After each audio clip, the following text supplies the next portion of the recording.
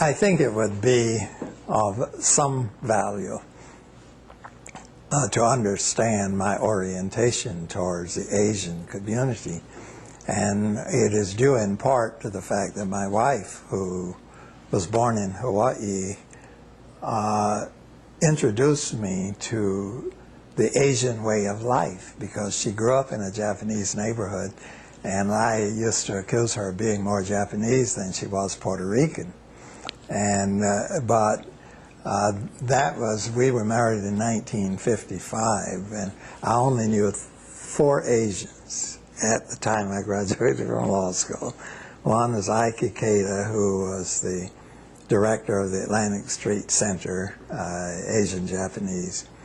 The other was Wing Luke, a fellow law student, who was killed in a plane crash.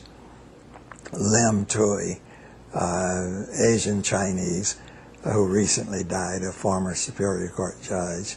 And then there was an Asian Japanese who started out in my class in law school, who only lasted for 1 year.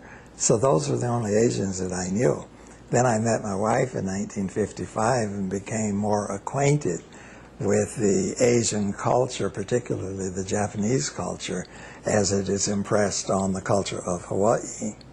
And so my world was opened up. I was on the general board of the American Baptist Churches, and we had a staff person, a Reverend Dr. Jitsuo Murakawa, who had been a prisoner in the concentration camps, our concentration camps. And I heard him speak, and I became consciously aware of what happened to our Japanese population in the Second World War that I had not known before. So it was sort of like a flower opening, and one leaf opens and you learn something more, and one leaf opens and you learn something more. And so I read about and studied about Executive Order 9066, about the incarceration in the camps. The government chose to call them relocation centers. I call them concentration camps.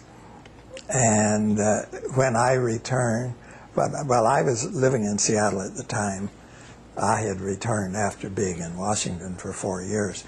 And when I was in Washington, I had absolutely no idea about the internment years. But I was back in Seattle, and one of the government programs, urban renewal, was in process, and there was one program, the JACL Atlantic Urban Renewal Project. And they were having difficulties getting the board organized. On the board were Nikkei, Japanese Americans, African Americans, and Caucasians on the board. And they were looking for somebody to moderate it and become chairperson. So I was sought out by some persons in the Japanese community to come and participate with the JACL Atlantic Urban Renewal Project as the moderator of the board. And in the process of that, I became acquainted with 2 Nisei, in particular, Taki Kaboto and Terry Toda. And they invited me to speak to the annual meeting of the Seattle chapter of the Japanese American Citizens League.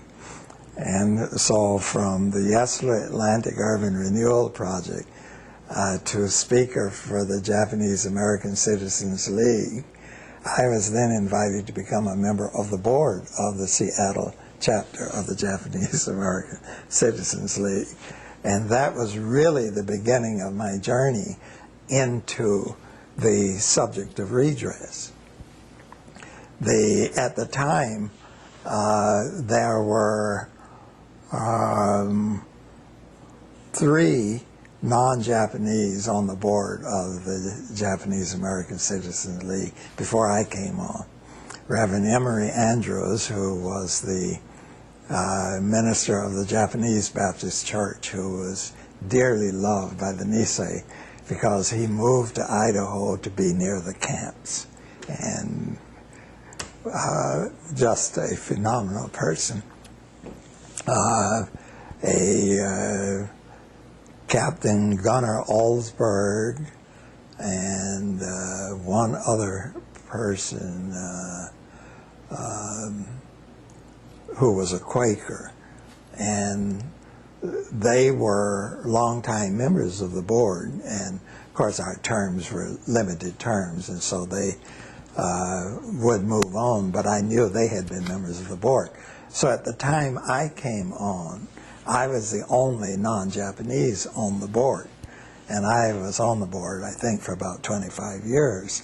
And here's this African-American Latino who is on the board of the Japanese American Citizens League. So I developed personal friendships among members of the group. Some intellectuals, Dr. Man Masuda, professor of psychiatry at the University of Washington, Don Kazama, a social worker, and Tak Kubota, who was of the Kubota Gardens family, and Dr. Terry Toda, an optometrist. And so as I participated on the board, I became aware of things that were happening